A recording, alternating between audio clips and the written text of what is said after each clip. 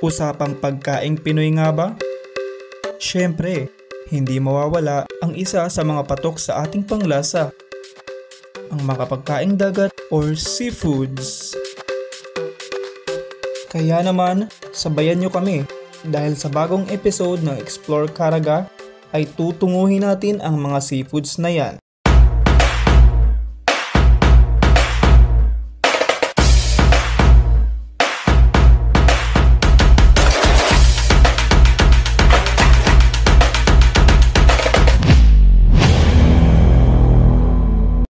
Saang, lato, lukot at mga kabibi. Ilan lamang yan sa mga pagkaing dagat na plato-platong nakadisplay dito sa Munting Kubo sa kilid ng kalsada. Dito lang yan sa barangay ng Balibadon, sakop ng munisipalidad ng Cortes, probinsya ng Surigao del Sur.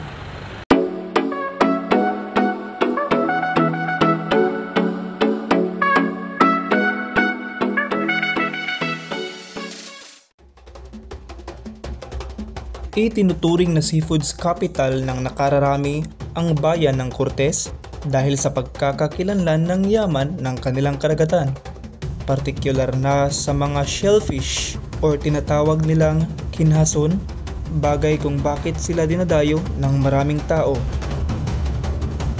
Kung kaya naman, atin niyang pinalagan at ilang minuto lang sa ating pagbiyahe ay bumungad na sa atin ang isang tindahan ng kinhason na pagmamay-ari ni Mr. Jade Abaw na kaagad namang pumayag na makapanayam natin patungkol sa kanyang tindahan. Bakit niyo pong naisipan na magtayo ng ganitong klaseng negosyo? Naisipan kong ng negosyo dahil nagpursige po ako na gusto ko makatulong sa family ko dahil kami isang mahirap lang. Ngayon ay nagpursige ako na baka balang araw makaahon kami sa hirap. Marahil ay dala na rin ito ng kahirapan ng buhay. Subalit, dahil sa pagtitinda ng mga seafoods ay marami ding natutunan si Sir Jade. Lalong-lalo na sa larangan ng pagtitinda at sa pakipaghahalubilo ng ibang tao gaya na lamang ng mga customers. Pagkumpra, pagluto, dati kabaw na niya ako noon saon, pero kuman na hinahinay na ako pag-process, nakatunan ako na may baon na ako magluto, mag-display, mga customer. Nasa mga customer na ma-encounter na ibuotan, na mga unsa pandiha. Hindi lang yan nagtatapos sa pagtitinda. Dahil ang businessman na si Sir Jade ay nagba-vlog na rin pala. Meron naman akong ibang pinagkakitaan maliban sa itong mga pagba-vlog namin dito araw-araw. Ay, so nagba-vlog din kayo, sir? Yes, opo. So, pwede niyo pong sabihin sa mga viewers natin kung ano pangalan ng account ninyo sa Facebook? Ang pangalan ng Facebook po namin dito, ang ginagamit po namin, sana ay masuportahan ninyo mga ka-seafoods. Ang Facebook page namin ay Seafoods Vlog Shells. Dahil ganyan, dito po namin lahat sa Facebook namin, yung mga ina-upload namin, video, lahat-lahat.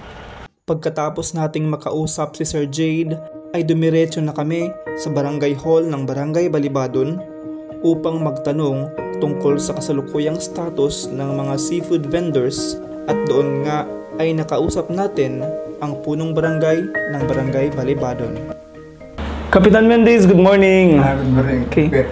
So, matanong ko lang po sa inyo, may mga registration process po ba pag nag-acquire ng pagtitinda ng mga seafoods dito sa Balibadon? Mayroon. Mayroon. May mga business permit sila. May mga sila, dito sila. Mga health certificate. Meron din. So, yung registration process, yung mga health certificates, konektado po yan sa municipality natin? Oo. Una muna sila sa mga barangay certification. Yeah. Bago sila makapag-apply ng business permit. Kasi ngayon, naka-registro dyan, ng certificate, yung permit. Dalawa lang. Ay, dalawa pa lang. Dalawa pa lang sila. Pero mayroon ding iba na noon, nagtitinda sila ngayon natigil.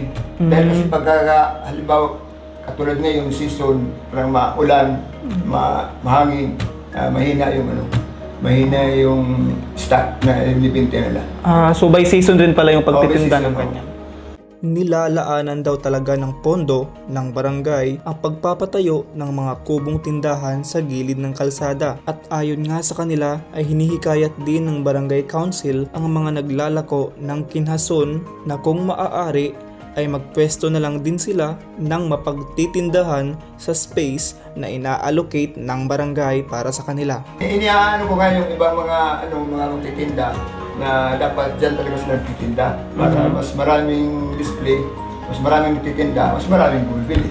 So ibig sabihin na parang ini-encourage niyo yung mga tao na imbis na magtinda o maglako, kailangan doon na lang sila mag-display para mas ma-develop pa. Oo, inaano ko na talaga na dyan na sana sila dahil kasi marami naman dyan dumadaan. Nabibinta rin nila yung nila. Samantalang, sa unahang bahagi lang ng tindahan ni Sir Jade ay makikita rin natin ang pangalawang seafood vendors na si Sir Maximo.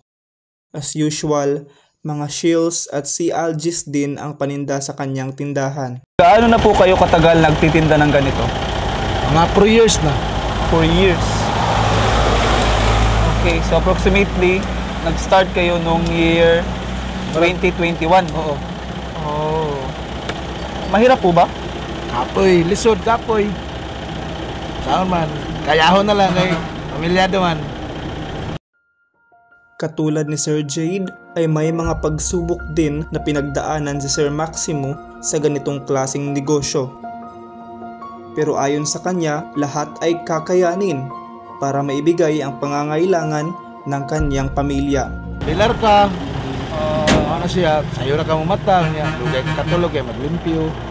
Yung mga paninda niyo po dito, usually saan po siya galing? Diri lang, sakop lang sa Cortes. Sakop sa Cortes. Oo. Wala kayong kinukuha ng mga paninda like sa Kantilan, Barubo? Naagihapon kuan, lato unsay dito gikan. Ano po ba yung mga tactic natin para maengganyo yung mga customers sa bumili?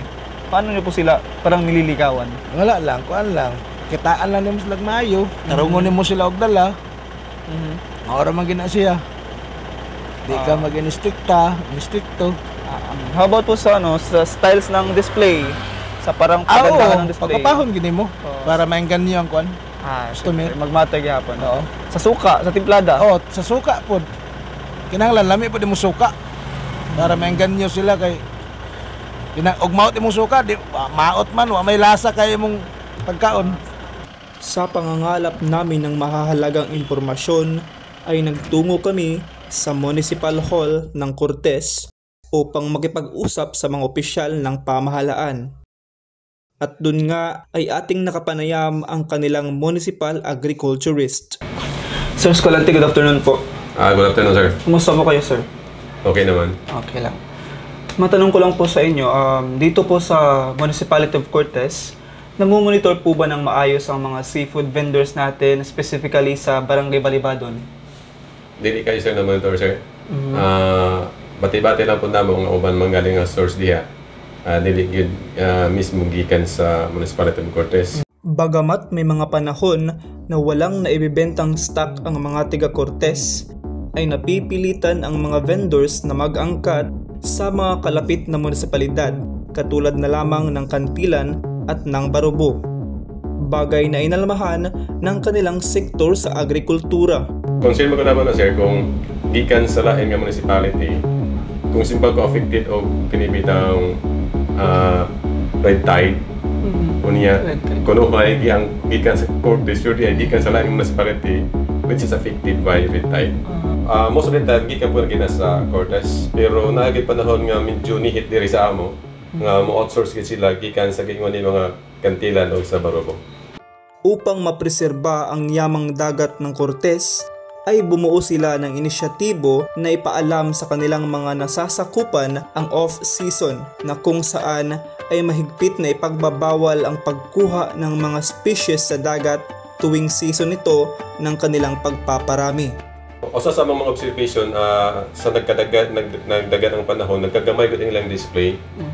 Ang kinason sa una nga mga tuway, adagko pa na si karon gagmay na. So nagplano mi nga mutang kana mag-declare ka na bitaw murag close season ani nga mga mga seafoods para paghatag og gayon nga kini mga seafoods makapropagate, makareproduce. Kay kung ano mo na to pagkopisan gagmay pa, sayang kadayaw nga pagabot sa panahon dili na sila magpadagan tungod kay ang mga breeders sa mga dagko ato nang gihurot. That's a good initiative, sir. No? So, you're looking forward to the distinction of species na pag ini na season, dili sila kadayaw damo, dili na sila pwede manguha na yaon. Walang classification or inlined item particular sa tulong or assistance na matatanggap ang mga vendors. Pero, according sa kanilang agriculturist, ay may mga instances naman daw na ang mga vendors ay maikukonsidera na member ng Fisherfolk Association. Doon na yung dakong posibilidad po, sir, nga ang usa ka fish vendor mo qualify gyapon siya as Fisherfolks. Na-instance na, sir, kay kasagaran sa fish vendor, kung dili mahala ng isda, ila man i-process. So by definition, kung nag-process ka og isda, makonsider na as Fisherfolks. Hindi man natin hawak ang ating kapalaran, pero dapat ay maging bukas pa rin tayo sa malawak na posibilidad at humakbang para sa ikabubuti. Kuan lang, kinahanglan sakripisyo. Tasok pasensya. Kung nagsugod ka mo kung pagnegosyo, ayaw lamang ka mo pag-undang, kanglit kaya way mo ginansya, undang na ka. Porsigido, laban. Di man ngayon, baka next year or balang araw, matagamtaman natin ang buhay, masarap.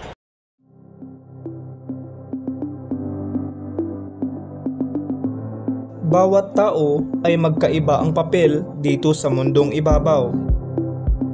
At magkaiba din tayo ng paraan kung paano natin haharapin ang mga pagsubok natin sa buhay. Patunay sina Sir Jade at Sir Maximo na hindi dapat nating gawing basihan ang kahirapan ng buhay para isawalang bahala ang maaari pa nating makamit para sa kinabukasan. Magandang araw sa inyong lahat. Ito po si Lorifer Enoseda at ito ang Explore Caraga.